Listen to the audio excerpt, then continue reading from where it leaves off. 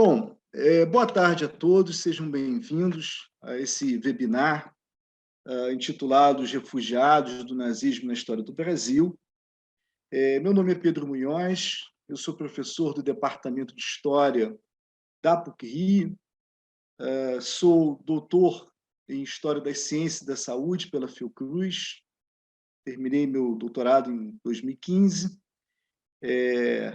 Nesse período do doutorado já tive uma experiência na Alemanha, na Universidade de Berlim, mais precisamente no Instituto de Estudos Latino-Americanos, quando comecei a trabalhar um pouco essa interface das relações Brasil-Alemanha, que evidentemente faz parte do escopo da discussão que hoje a gente vai tratar, né?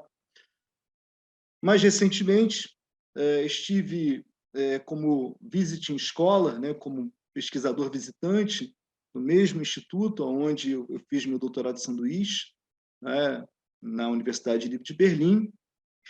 E essas experiências elas foram importantes para que eu pudesse me posicionar, vamos dizer, numa discussão como essa que a gente vai tratar, né? Inclusive, desta minha última experiência na Alemanha, eu estive no chamado Arquivo do Exílio Alemão, quando eu comecei a trabalhar com um personagem, né, um desses refugiados que fugiram da Alemanha, né, um deles que esteve, portanto, no Brasil, mais precisamente no período da Era Vargas, né, um pouco depois também da guerra. Tá?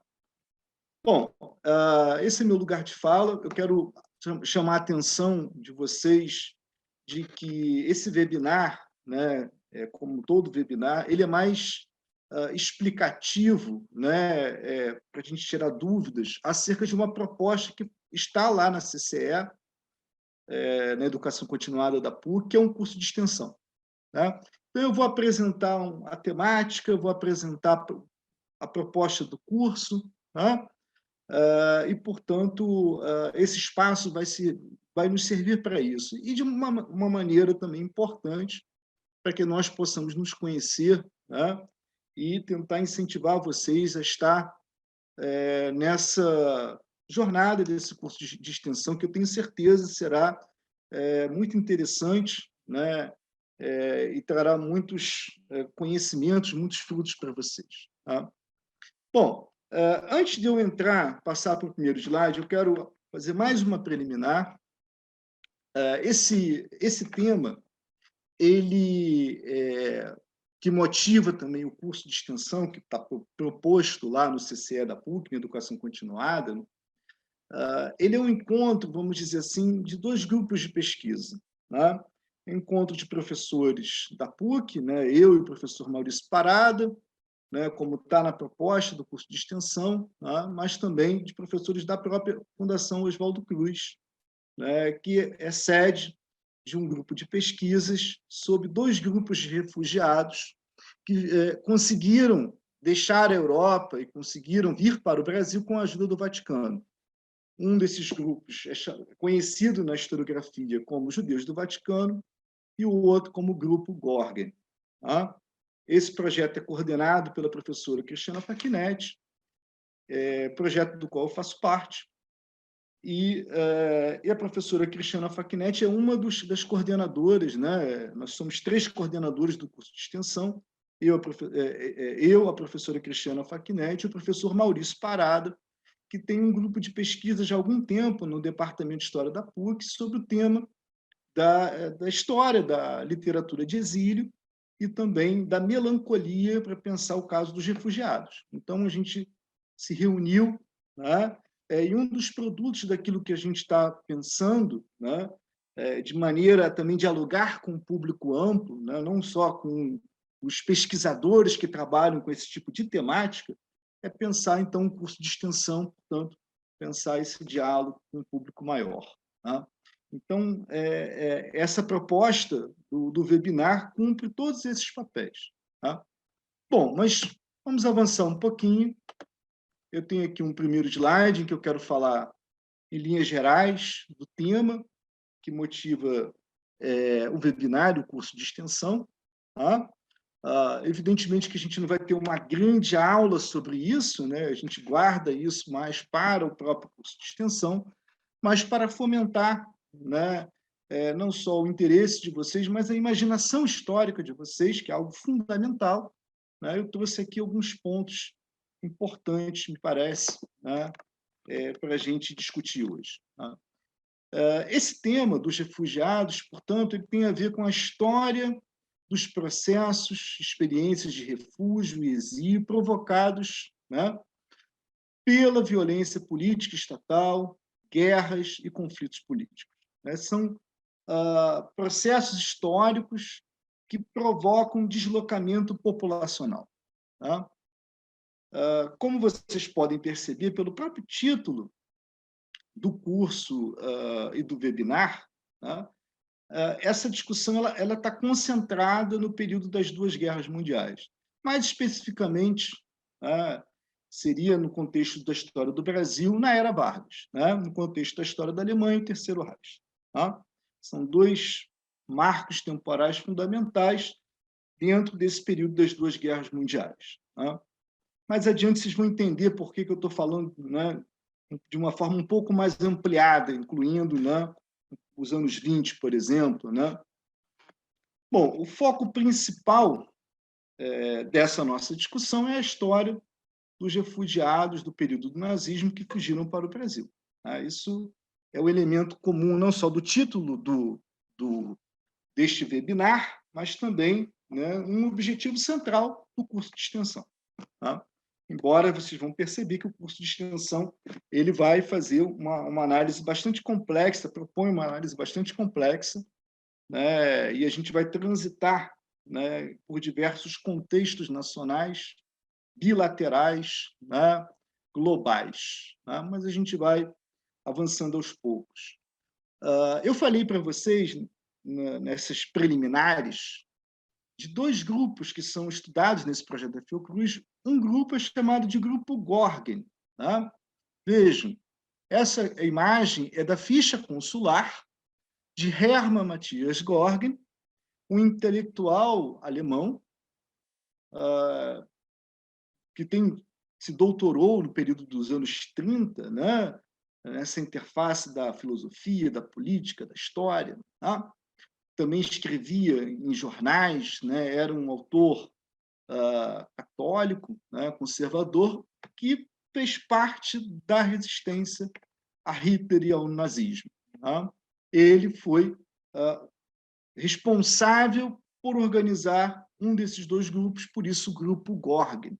É um grupo de cerca de 50 pessoas, 48, das quais, segundo ele, numa carta que ele envia a uma pesquisadora brasileira chamada Maria Luísa Tucci Carneiro, né, mais de 30 pessoas eram consideradas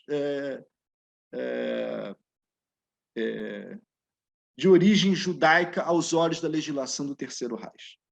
Tá?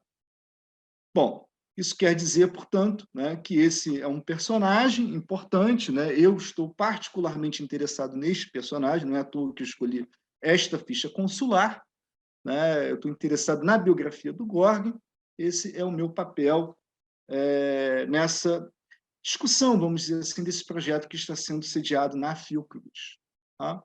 Se vocês observarem aqui as datas, né, vocês vão perceber que esse é o visto, né? Ou seja, a autorização que ele conseguiu para deixar a Europa e vir para o Brasil. Né? Ali vocês vão encontrar 18 de janeiro de 1941, durante a guerra. Né?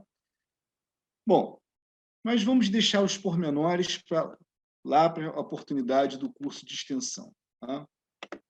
Avançando um pouquinho mais, né, a gente está falando de um período, né, que engloba 1919 a 1945, né? Se a gente quisesse falar literalmente das duas guerras mundiais, né, recuando até 1914, a gente certamente, né, vai dialogar com um historiador britânico chamado Eric Hobsbawm, que chama esse período de 1914 até 1945 de a Era da Guerra Total. né, ou de 31 anos de conflito. Por quê? Né? Porque foi um momento, né, de uma grande crise que se abate, né, na Europa e se torna uma crise global, né, e que já é responsável, né, também por movimentos populacionais, né, alterações de fronteira e, portanto, né, processos migratórios, migração forçada. Tá? A gente percebe isso, inclusive, na própria resolução da guerra, que o Tratado de Versalhes, né, altera as fronteiras da Europa. E isso implica a vida das pessoas, tá? Traz implicações para a vida das pessoas.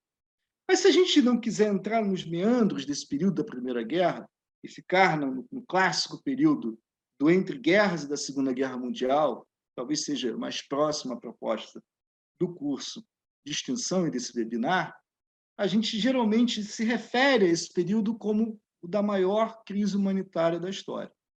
Tá? Isso é comumente citado. Tá? Por que, então, esse período é um período que produziu um número muito grande de refugiados, de exilados e de populações deslocadas? Tá? É um período marcado por diversas revoluções. Lembrem-se que os fascistas chegaram ao poder logo depois da guerra. Então, nós temos aí os refugiados do Estado fascista, né? Temos uma guerra civil na história da formação da União Soviética, né? Logo depois da Revolução Russa, isso também provoca deslocamento populacional. O mesmo caso da própria Hungria, depois da guerra, né? A chegada de um regime de extrema-direita, isso também provoca deslocamento populacional. E se a gente avançar ainda mais, a gente vai chegar lá no período de 1933, a chegada do Terceiro Reich ao poder, né? Dos nazistas ao poder e a formação do Terceiro Reich, né? E aí sim, né, a gente vai encontrar esse núcleo duro da discussão que nós nos propomos a fazer. Né? E, portanto, um grande processo de deslocamento populacional, de imigração forçada, né? E depois, né, culminando também no chamado Holocausto. A gente está falando de um período de experiências de perseguição, né? De perseguição política, racial, religiosa, né? E que, certamente, né, obviamente, levou essas pessoas a fugirem, a deixarem os locais em que residiam para buscar, né, a sobrevivência, né? E nem sempre, né, esse deslocamento ele é experimentado por essas pessoas, né, de uma forma positiva, né, no sentido de que se gera muita dor, né, o abandono do seu local de vivência, né, e, portanto, a perseguição política é fundamental. Né, mas também a gente pode encontrar efeitos econômicos, né, a destruição, né, uma região muito destruída por uma guerra civil, né? Alterações de fronteira, né? Falido Tratado de Versalhes, tudo são experiências, né? E questões históricas que produzem esses deslocamentos populacionais. Tá?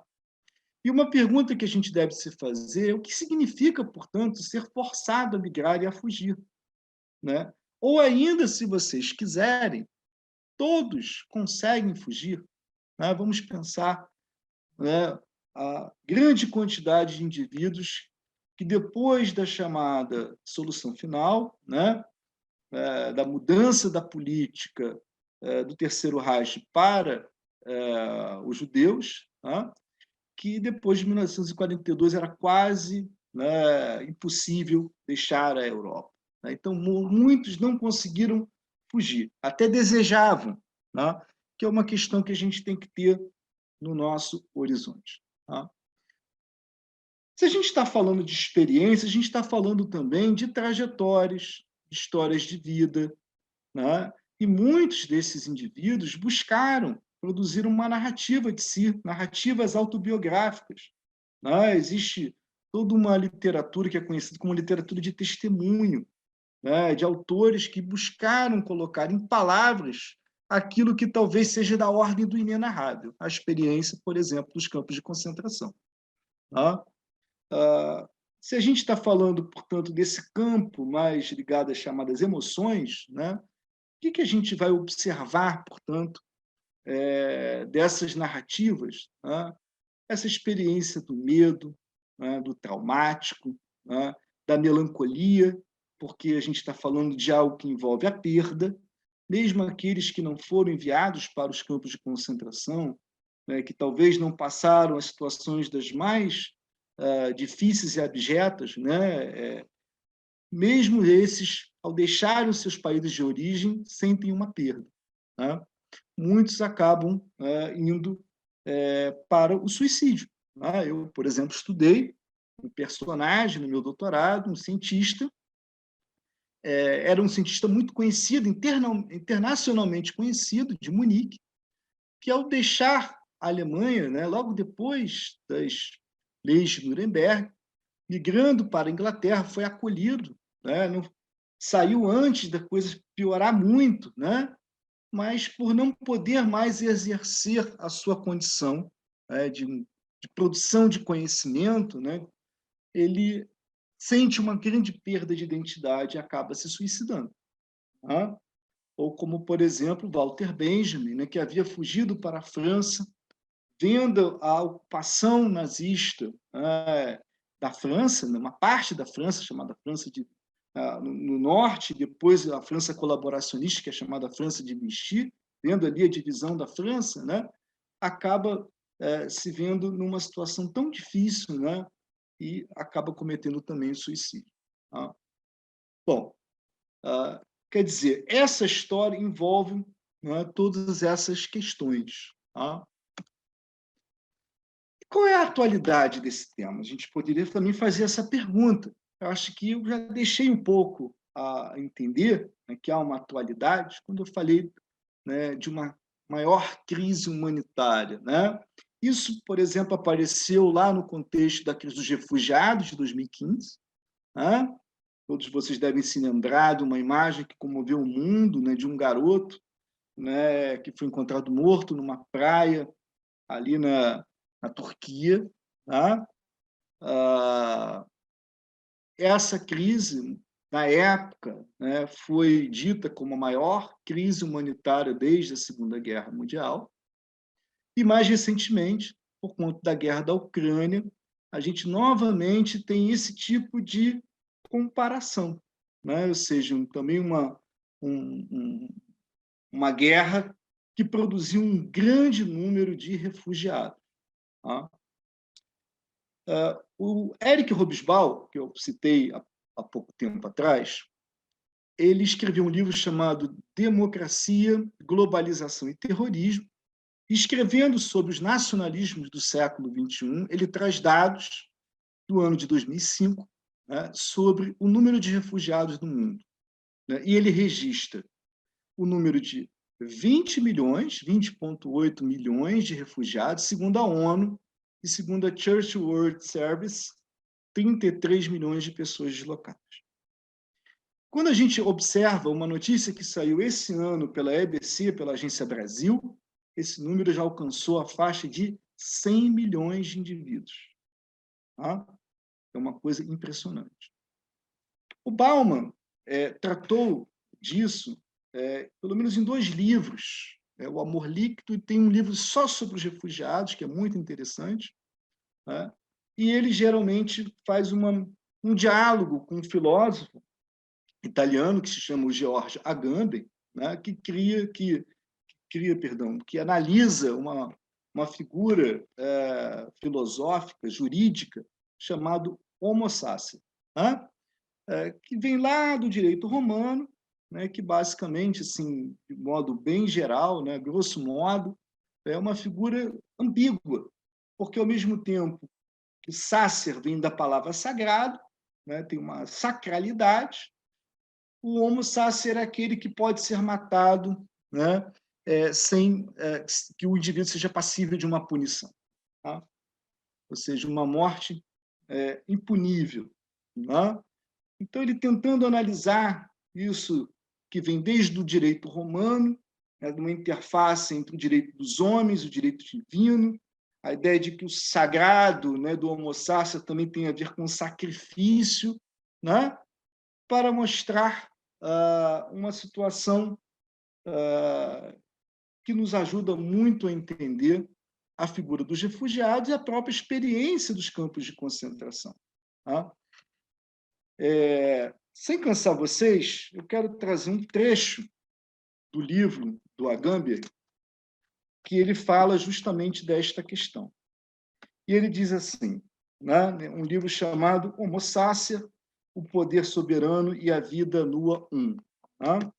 Ele diz, se os refugiados, cujo número nunca parou de crescer no nosso século XX, que ele está escrevendo ainda, até incluir hoje uma porção não desprezível da humanidade, representam no ordenamento do Estado-nação moderno um elemento tão inquietante e, antes de tudo, porque, rompendo a continuidade entre o homem e cidadão, entre nascimento e nacionalidade, eles põem em crise a ficção originária da soberania moderna.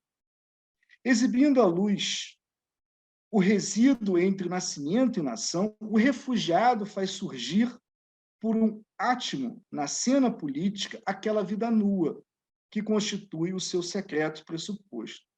Nesse sentido, ele é verdadeiramente, como sugere Hannah Arendt, o homem dos direitos, a sua primeira e única aparição real fora da máscara do cidadão, que constantemente o cobre.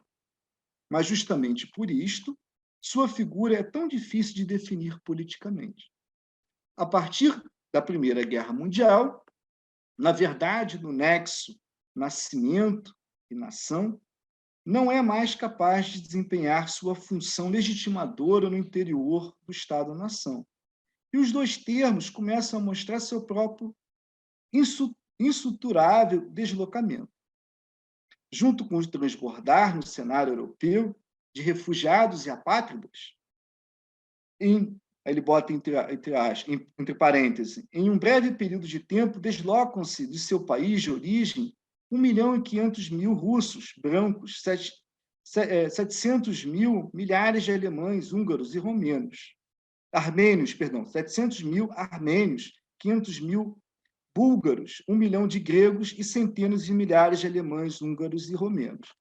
Fecha parênteses.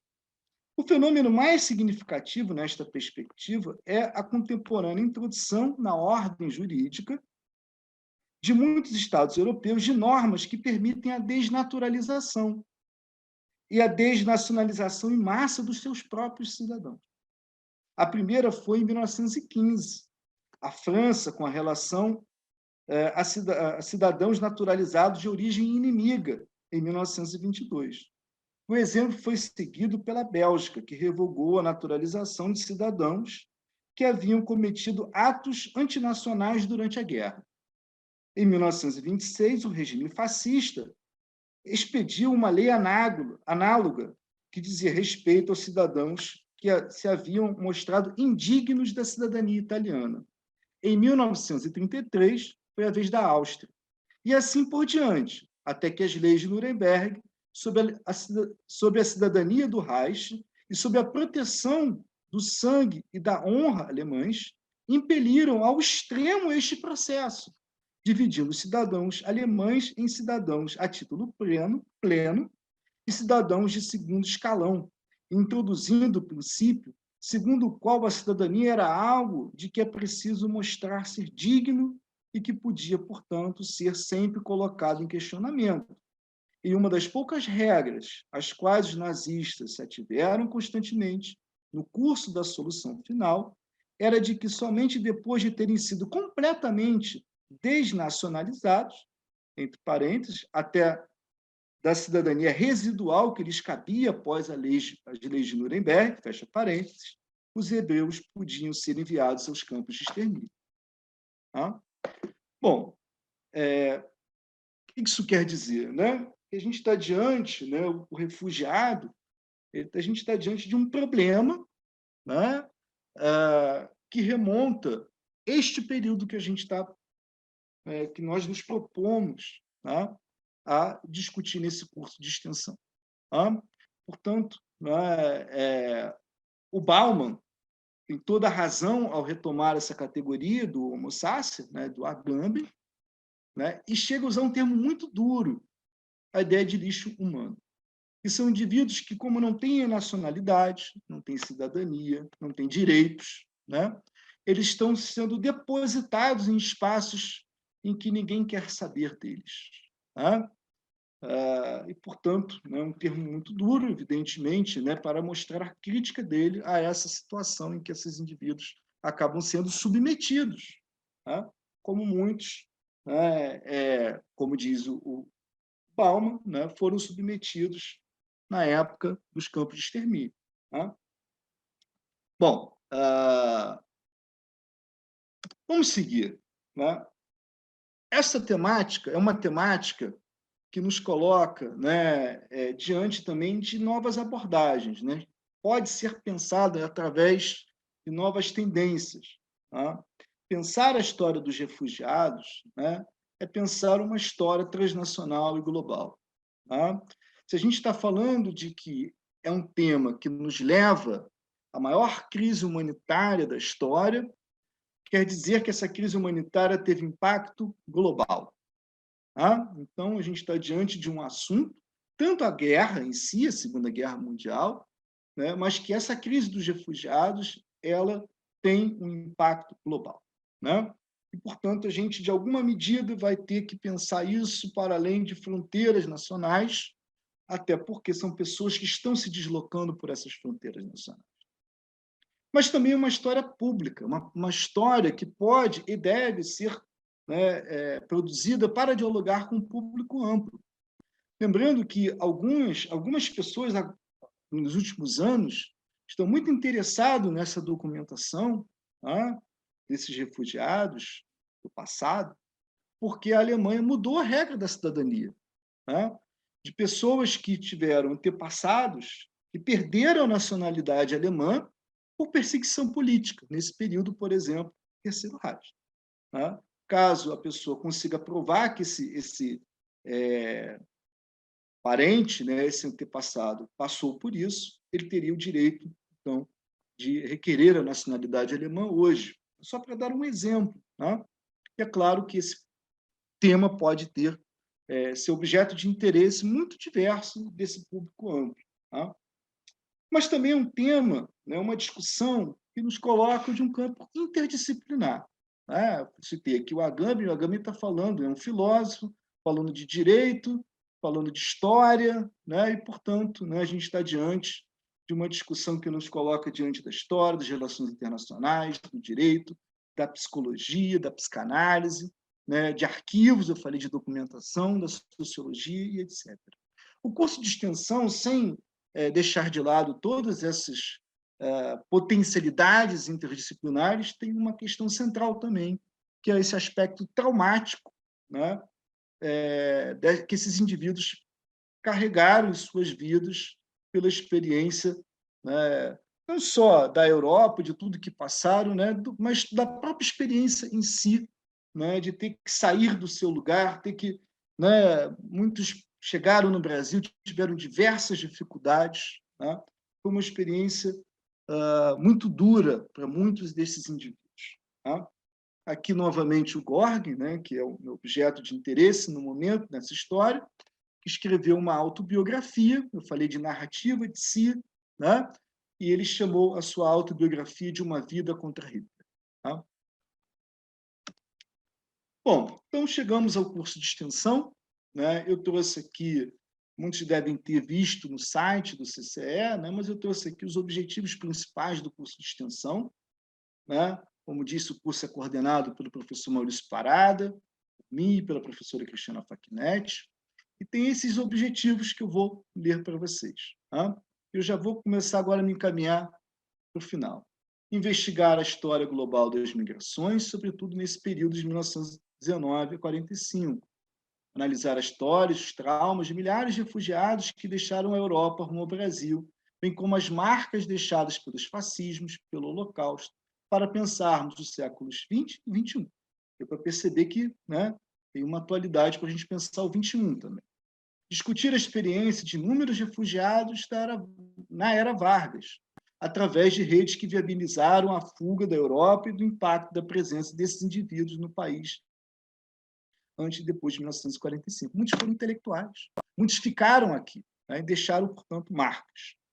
Problematizar a questão da memória individual e coletiva, de modo a compreender a construção social do trauma provocado por trás de acontecimentos históricos. Então, esses são os objetivos principais do curso, tá? Como vocês talvez já tenham visto na página, né, que está anunciando o curso de extensão. Bom, vou seguir um pouquinho mais. Tá? Esse é o nosso corpo docente. Tá? Nós temos 10 professores, né, além dos coordenadores, também vão dar aula. Né? O professor Francisco Carlos Teixeira da Silva, que é um dos maiores especialistas para pensar os autoritarismos, a história dos autoritarismos e dos fascismos. Tá? Ele é professor aposentado da UFRJ e hoje trabalha, né, na graduação e na pós-graduação no Departamento de História da Universidade Federal de Juiz de Fora. Né? Tem uma trajetória muito próxima também da história da Alemanha, né? Não só é um conhecedor da história do nazismo, né? Mas também esteve algumas vezes, né, fazendo pesquisas como pesquisador, como na época do doutorado, mas como pesquisador visitante, né, na Alemanha, e é muito conhecido, né, pelos historiadores alemães. Ele fará a nossa aula inaugural, né, certamente será uma aula muito marcante para todos nós. O professor Frederic Schutze, que é professor assistente na Universidade de Bielefeld, ele recentemente terminou a sua habilitação no sistema universitário da Alemanha. Depois do doutorado, você tem que fazer uma segunda tese, um segundo livro, que se chama Tese de Habilitação, para você ingressar como professor universitário. Né? E ele agora está como professor assistente da Universidade de Bielefeld. Né? Ele é alemão, mas fala muito bem português, né? E ele vai dar uma aula que certamente será do interesse de todos. Né? O professor João Arthur Siciliato Pransolin, que faz pós-doutorado na Unesp, né? Ele fez o seu doutorado na Universidade de Flensburg, na Alemanha, estudando a propaganda nazista para o exército alemão. Né? E, portanto, o tema da propaganda é fundamental para a gente entender como tudo isso foi possível. Tá? E depois de um doutorado muito bem sucedido em Flensburg, está trabalhando agora 2 revistas para pensar o tema da propaganda e da história iconográfica, né? 2 revistas, uma revista alemã e uma revista americana. Tá? Eu também, né, faço parte do grupo docente, né? Não estou apenas coordenando, né, o curso de extensão. Não vou falar mais da minha trajetória, porque eu já falei no início. Né? Eu vou passar para a professora Belinda Maldenbaum, da USP, que é psicóloga, psicanalista, né, do Instituto de Psicologia da USP, né, e que está trabalhando, né, muito ligada à cultura judaica, né, e está muito interessado na história judaica, né, está desenvolvendo uma pesquisa no Museu Judaico, em São Paulo, né, sobre refugiados, né, e vai falar das redes judaicas de acolhimento. Está interessado justamente nisso e também na discussão sobre trauma. O professor Maurício Parada, como disse, que coordena um grupo de pesquisa na PUC, né, pensando a questão da literatura de exílio, é também um autor que tem uma larga trajetória para pensar a questão dos fascismos, organizou um livro que saiu pela editora PUC-Rio, editora Mauá de X, né, chamado Os Fascismos, que tem trabalhos de referência, né, sobre esta discussão. Então, portanto, é um professor muito conhecido de todos nós. Né? O professor André Felipe Cândido da Silva, que fez uma parte do seu doutorado na Alemanha, na Universidade de Hamburgo, né, sobre um cientista brasileiro que passou 20 anos na Alemanha, né, e que permitiu que ele fizesse um grande estudo sobre as relações científicas entre Brasil e Alemanha no início do século XX, e no pós-doutorado, na USP, né, com uma bolsa da FAPESP, estudou justamente, né, a fundação da USP, momento em que muitos refugiados chegaram a São Paulo, né, que foram convidados, né, nesse momento conturbado da história europeia, foram convidados, né, foram contratados para assumir cátedras dessa recém-fundada universidade lá nos anos 30 ainda, né? Portanto, o pós-doc dele tem relação com esta discussão, né, pela via dos intelectuais, né? Larissa Correia, minha colega de departamento, né, que está muito interessada na relação entre história e trabalho, né? Quando a gente pensa na questão do refúgio, a gente tem que levar em consideração que essas pessoas, elas ao se deslocarem para um outro país, né, ao fugirem, ao buscarem exílio, né, elas vão ter que buscar trabalho, né? Isso era uma questão central, né? E ela vai nos ajudar com isso. A professora Cristiana Facchinetti, que originalmente psicóloga e psicanalista, mas que trabalha no programa de pós-graduação em História das Ciências da Saúde, da Fiocruz. Tá? Tem uma larga trajetória para pensar a história dos saberes psi, que está trabalhando justamente com a história das emoções, está muito interessada nisso, né? E a história do trauma, né? E está coordenando, como disse a vocês, esse grupo de pesquisa que está buscando analisar dois grupos de refugiados que chegaram ao Brasil, os judeus do Vaticano, tal como é chamado na historiografia, e o grupo Gorg. Tá? E, por fim, o professor Karl Schuster, da Universidade de Pernambuco, que hoje faz o seu um pós-doutorado, né? Já é, sei lá, o terceiro ou quarto pós-doutorado dele, é uma pessoa muito conhecida hoje dentro e fora do Brasil, tá? Que tem uma larga experiência com a memória, com o tema da memória do Holocausto. Tá? Ele é um pesquisador tão brilhante que, nessa experiência que ele está tendo agora na Espanha, ele foi o primeiro não europeu a ganhar um prêmio, né, para fazer esse pós-doutorado lá na Universidade de Vigo. Tá? E tem diversos livros publicados, alguns inclusive com o professor Francisco Carlos, eles trabalham muito juntos, né? E, como disse, é um grande conhecedor de toda a discussão sobre a memória do Holocausto. Né? Já esteve algumas vezes, se não me falha a memória, no Museu do Holocausto, né, com financiamento, e, portanto, é um grande conhecedor dessa discussão. Né? Aqui nós temos o programa do curso. Eu coloquei uma ordem aqui, evidentemente, não botei as datas, porque antes do início do curso a gente pode ser necessário fazer alguns ajustes, né? Mas, portanto, o professor Francisco Carlos, pela minha exposição, as coisas vão começar a se encaixar, né?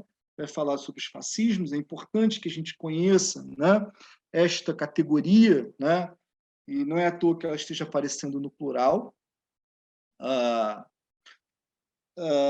Depois nós teremos uma aula com o professor Friedrich Schutze, né, para contextualizar os refugiados, pensar esse contexto, né, das migrações forçadas antes e depois de 33. A gente já, pela minha exposição, acho que, né, a gente consegue perceber, né, que isso é um problema que vai se agravando. Né? Vejam aquilo que destaca o Agamben, né? Vai se agravando cada vez mais depois da Primeira Guerra Mundial. Tá? Depois, o professor João Arthur Siciliato Fransolin, da Unesp, vai falar sobre o nazismo, sobre o antissemitismo e o Holocausto. Vai trabalhar muito essa discussão pela via da propaganda, tá? Que é o seu tema de interesse. Tá? Eu vou falar sobre a diplomacia internacional, né, essa que permitiu a vinda de grupos de refugiados, né, mediada pela Igreja Católica. E aí também há uma atualidade, que faltou dizer. Né? Recentemente, o Papa Francisco abriu os arquivos de Pio XII. Tá?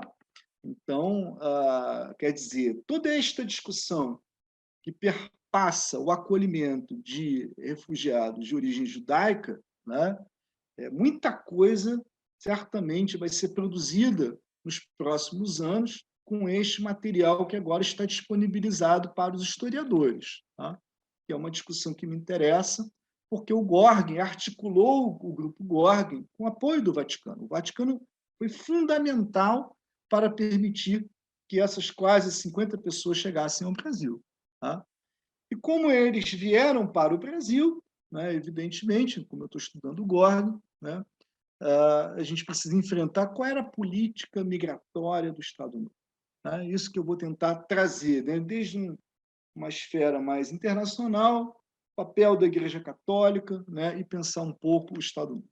A gente vai discutir isso nessa aula. Depois, como disse a professora Belinda, vai falar tanto da experiência, né, de acolhimento, diversas instituições judaicas foram fundamentais, né, para viabilizar a chegada desses refugiados ao Brasil, né, mas também o problema do trauma geracional. O que é muito interessante que quando a gente pensa, tá, que o trauma não é só aquele que é carregado por aquele indivíduo que migrou, mas o impacto dessa história toda nas gerações posteriores. Tá? Em seguida, a gente vai falar dos intelectuais que fugiram e chegaram ao Brasil, né? Primeiro, a partir da literatura, com o professor Maurício Parada, né? É o teu tema de interesse. Depois, os cientistas, né? Como disse, o professor André Felipe trabalhou a fundação da USP, tem muito a contribuir sobre isso. Em seguida, sociabilidade no exílio, né? A questão do trabalho, com a professora Larissa Correia, né? E depois, emoções e traumas, com o Cristiano Facchinetti. E a gente termina discutindo não só a memória do Holocausto, né, que é a especialidade do professor Karl Schuster, mas também a discussão sobre a reparação. Tá? A ideia, portanto, de que essa experiência, né, que a gente está discutindo, depois ela foi objeto de um debate sobre a necessidade de reparação. Tá? E aí essa discussão tem, né, um material, uma discussão não só apenas material, mas também, né, simbólica, né? Enfim, tá? Certamente será uma aula para concluir o curso muito importante. Tá? Bom, com isso a gente está chegando ao final desse webinar. Quero destacar aqui, né, que a gente tem uma semana, né, ainda pela frente, né, prazo de inscrição, né, que se encerra no dia 27/10. Os participantes do webinar, todos vocês, estão convidados a utilizar um cupom que foi disponibilizado pelo CCE, né? Está aqui na tela, vocês podem anotar, que dá 15% de desconto na matrícula do curso, né? no valor do curso, mas só chamando a atenção de que esse valor esse cupom só está válido até o dia 24/10. Tá? Então, quem tiver interesse, né, em utilizar esse cupom, fique atento a esse aspecto. Bom, é isso, gente. A minha apresentação encerra aqui, né, e eu estou agora disponível para ouvir as dúvidas de vocês, para a gente dialogar um pouco. Tá? Obrigado, gente. Quem quiser fazer alguma pergunta, pode ser no chat. Né? Agora que eu já terminei de falar, Pedro também pode liberar o microfone, quem quiser fazer a pergunta oralmente, né, Pedro? Como a gente combinou, está aqui no suporte, me ajudando hoje. Tá? Liberei aqui, tá, professor?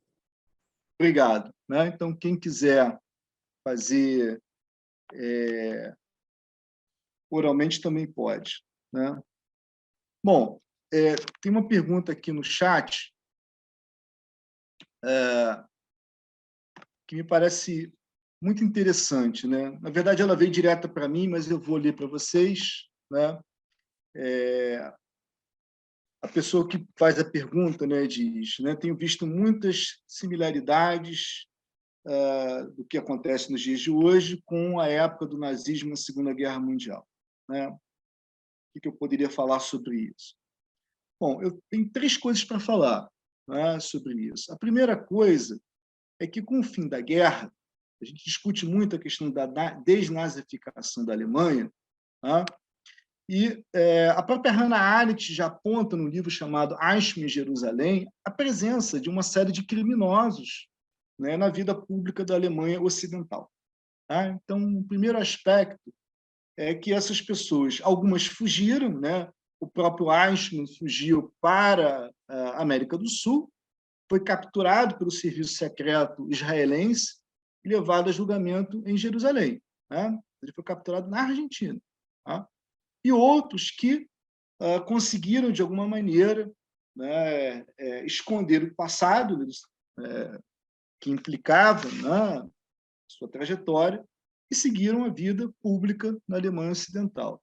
Tá? Então, esse é um primeiro aspecto importante. Né? O segundo aspecto é que, nos anos 90, há uma certa ressurgência da experiência dos fascismos. Né?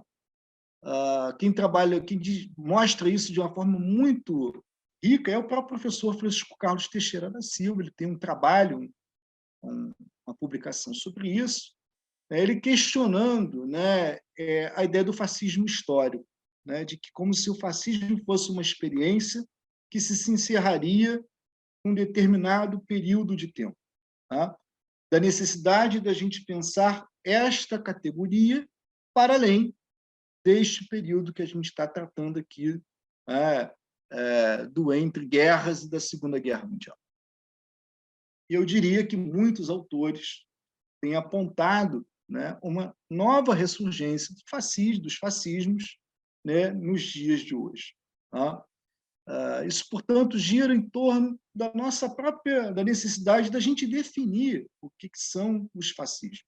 Tá? E aí, certamente, a aula do professor Francisco Carlos será fundamental para que a gente possa não só conhecer esta categoria, né, como fascismo histórico, para a gente entender o tema dos refugiados, mas certamente isso nos ajudará a pensar, né, como o curso se propõe, né, o século XXI. Tá? Me perguntam aqui sobre o cupom, né? Agora, eu só não saberia dizer, não sei se a Giovana, que está aqui, poderia me dizer se tem que digitar junto ou separado, né? Eu meio que copiei e colei do e-mail, no e-mail estava junto, né? Mas aí vocês podem também testar, né? Se esse PUC 17.870 pode ficar separado, se tem que ficar junto, enfim. Tá? Mas seria esse o cupom, tá, Adriano? Tá? Esse seria o código para você colocar lá. Também recebi uma outra questão aqui, falando sobre a questão da propaganda. Né? O tema da propaganda é fundamental, que recai também sobre uma discussão, né? Que tem, por um lado, a constituição das sociedades de massas, que é um termo fundamental, né? Portanto, das próprias experiências da modernidade. Cada vez mais há um número maior de pessoas vivendo em grandes cidades, né? Cidades marcadas por essa experiência das multidões e do surgimento de novas ferramentas de comunicação. Tá? Esse é o tema central da discussão do professor João Arthur Siciliato Franzolin. Né? Ele trabalha com o tema da propaganda. Alguns autores mostram de uma forma muito interessante o papel da Primeira Guerra Mundial. A Primeira Guerra Mundial foi uma guerra em que o tema da propaganda foi central. Né? Eu estudei um pouco isso no doutorado, porque a propaganda aliada ela foi fortíssima para tentar levar o Brasil a romper a neutralidade e declarar guerra às potências centrais, à Alemanha, né, e às demais potências centrais, né? Que acabou ocorrendo, porque o Brasil entrou na Primeira Guerra Mundial. Tá? Quer dizer, o tema da propaganda ele já passa por uma grande revolução nesse período da Primeira Guerra. Tá? A grande diferença, talvez uma grande novidade, é o surgimento do rádio. Tá? Então, nos anos 30, a gente tem essa experiência, né, que amplifica a capacidade de comunicação, né, desses regimes com as massas. Tá? É porque eu poderia dizer para vocês que certamente o João tem muito, muito, muito mais a dizer sobre este tema. Tá? Antes de passar a palavra para a Adriana, eu recebi uma outra pergunta aqui,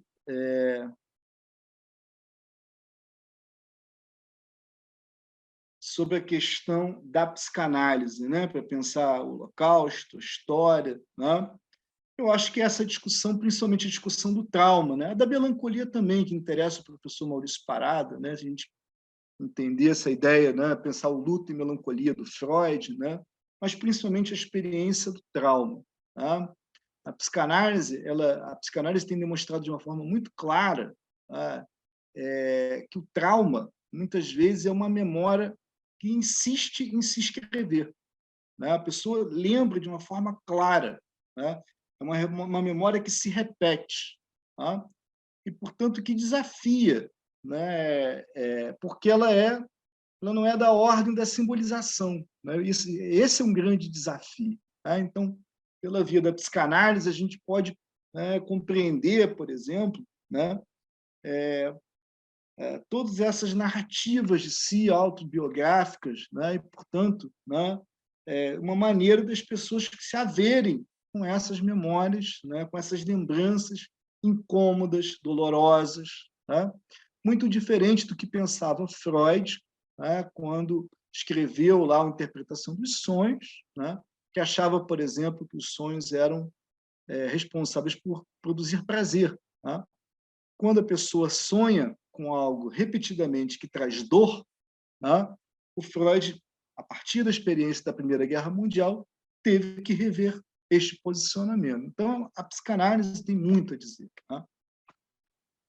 Adriana, por favor. Boa tarde, professor Pedro. Boa tarde.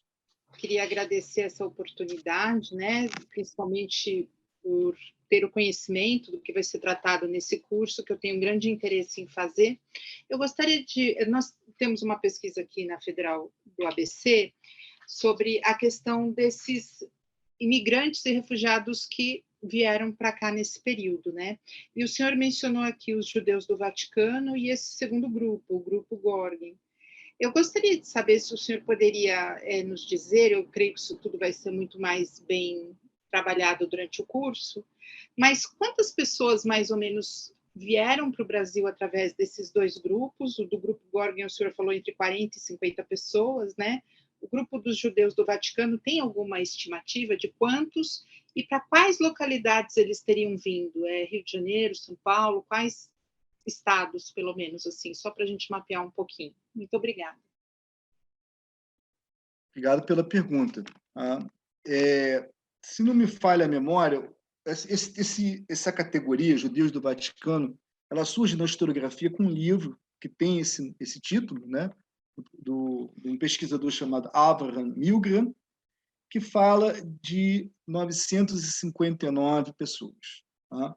Essa história tem a ver com um acordo mediado pelo Vaticano de uma cota de 3.000 pessoas, né, que deveriam ter migrado para o Brasil. Né? Uma cota que foi dividida em duas partes, né? Uma cota de 2.000, né, que seria centralizada pela as embaixadas de Hamburgo e Berlim, e uma cota de 1.000 diretamente ligada ao Vaticano, né? A sociedade, se não falha a memória, de São Rafael, iria indicar os nomes, seriam pessoas de toda a Europa. Tá? É a partir desta cota do Vaticano que esses 959 indivíduos chegaram ao Brasil. Tá? O que há muita discussão, né, na historiografia é para a gente problematizar esse próprio número, né? Se ele é preciso ou não, né? Tem a ver com toda uma discussão historiográfica desde o trabalho do Ávila, e certamente, me parece, a abertura do arquivo do Vaticano vai trazer novas informações para a gente pensar isso. Tá? Eu não saberia dizer de cabeça, né, todos os locais de destino dessas pessoas. Né? Até porque, bom, do ponto de vista do livro do Abraham, né, ele está muito mais interessado na discussão das negociações que permitiram a chegada desses indivíduos. Como é um indivíduo muito grande, né, é justamente esse um dos objetivos da pesquisa coordenada pela professora Cristina Facchinetti, é tentar descobrir mais informações de cada um desses indivíduos, ou fazer determinadas amostras, né, seleções, né, daquilo que for possível levantar de documentação desses indivíduos. Né? Mas, certamente, né, muitos vieram para esse eixo do Sudeste, mas não me estranharia encontrar, né, outros estados, outras regiões do país como destino. Tá? Eu poderia dizer mais pelo Gorg, que eu conheço mais, né, que é mais concentrado, né, nesse eixo Minas, Rio de Janeiro e São Paulo. Tá? Mas obrigado pela pergunta, ela é muito pertinente. Muito obrigada, eu que agradeço os esclarecimentos. Obrigada. Estou abrindo aqui o chat, né? Lembrando que vocês podem tanto fazer a pergunta abrindo o microfone, mas quem se sentir mais à vontade também podem mandar questões pelo chat, né? Como vocês acharem melhor. Pergunta aqui, uma questão que aparece aqui no chat, né? Sobre o retorno, né? De fato, né? Alguns retornaram à Europa, né? A Alemanha, por exemplo, né? O que nos coloca diante dessa discussão sobre a reparação. Tá? E a gente pode pensar isso em uma discussão mais material, né, dos bens que foram perdidos. Né? Certamente, né, isso foi colocado na própria legislação, né, que surge nos anos, se não me falha a memória, 50 na Alemanha, né, que são as cartas, são os pedidos de reparação junto ao Estado. Tá? Pagamento de reparações a Israel, né, também é uma discussão. Tá? E também, evidentemente, que a ideia de reparação, pelo menos a leitura que eu faço, também nos coloca diante de uma reparação histórica, né, no campo social. E aí a gente pode pensar o papel da memória, né? Ou seja, a memória do Holocausto, né? A memória desses acontecimentos é fundamental para que possamos produzir uma reflexão constante. Tá? Eu diria, né, que não seja uma memória petrificada, né, uma estátua que ninguém sabe, passa no dia a dia, ninguém sabe o que é, né, porque é uma memória que não cumpre um papel de reflexão, tá? Mas uma memória que, portanto, né, permita não só a luta contra o esquecimento, né, mas que seja algo dessa ordem da reflexão constante. Tá? Então, certamente, essa discussão da reparação também passa por aí, tá? A leitura que eu faço. Uma outra questão aqui sobre a questão do negacionismo, né, da negação, isso é um tema importantíssimo. Tá?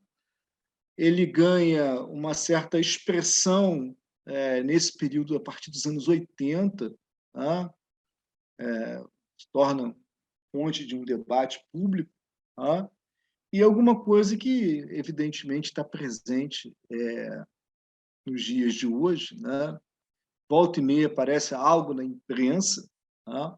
E esse negacionismo ele tem uma história, né? Uma história bastante complexa, e ele tem agora novos meios de difusão, com novas ferramentas de comunicação, né? E eu diria que também tem uma ligação, né, com uma tentativa de tornar um passado também que é incômodo, menos incômodo, tá?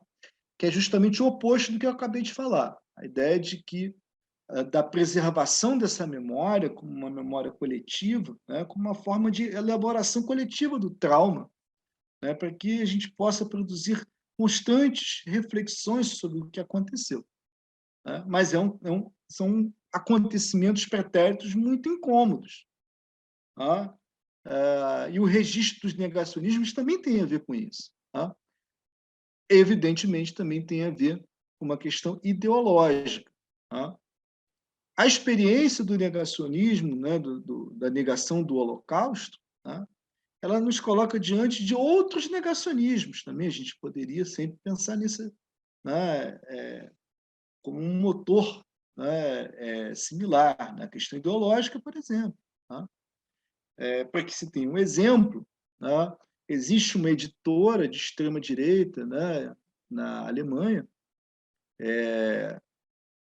que se chama, acho que, Graber, né, acho que foi fundada em Tübingen, né, e ela, por exemplo, né, eu encontrei, né, uma publicação negando o genocídio dos povos hereros e namas, né, a guerra de 1904 a 1908 entre os alemães e os povos nativos, né, daquilo que hoje é a Namíbia. Tá? Então, o objetivo do livro, né, o subtítulo, era refutando, né, uma mentira, tá? Ou seja, tentando refutar o genocídio dos povos hereros e namas.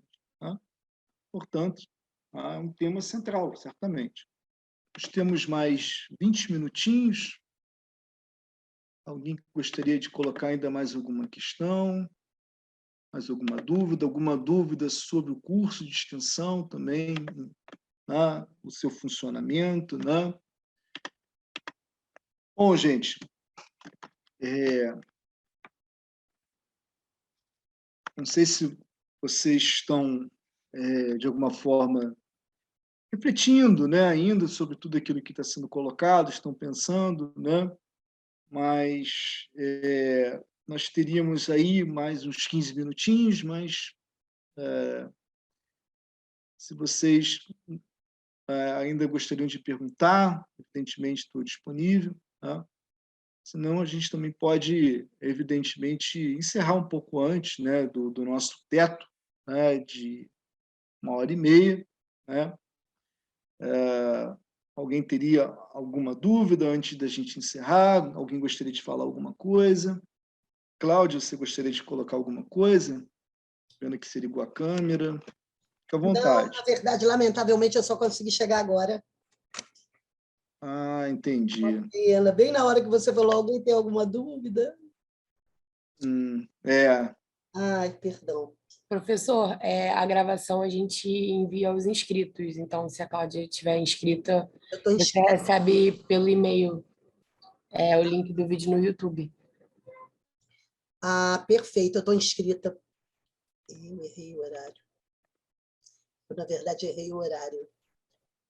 Cheguei atrasada, mas eu errei o horário. Que pena. Mas tudo bem, Cláudia. Lamento Acontece isso.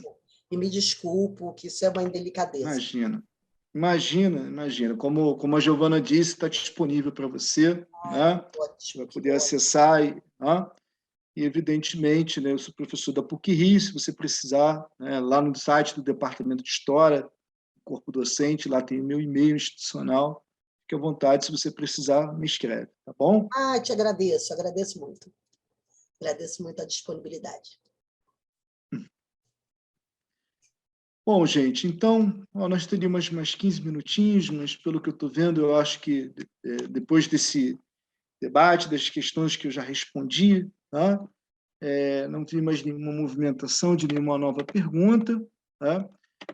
Quero agradecer a presença de todas as questões, né, que foram trazidas, né, todo o debate que nós fizemos, e espero que a gente se reencontre, então, no curso de extensão, e, como disse, estou disponível, quem precisar me escrever, né, está disponível lá no meu e-mail, no site do Departamento de História, lá no Corpo Docente. Fiquem à vontade, se tiverem alguma dúvida, quiserem entrar em contato comigo. Bom, gente? Tá? Bom, é isso. Pedro, se você quiser encerrar a gravação, tá? Acho que a gente está caminhando para o final. Giovana, muito obrigado. Pedro e Giovana, pelo suporte. Né? E também agradecer mais uma vez a todos os presentes, né, nesse webinar. É isso, gente. Um abraço a todos e até uma próxima. Obrigada, professor. Boa noite.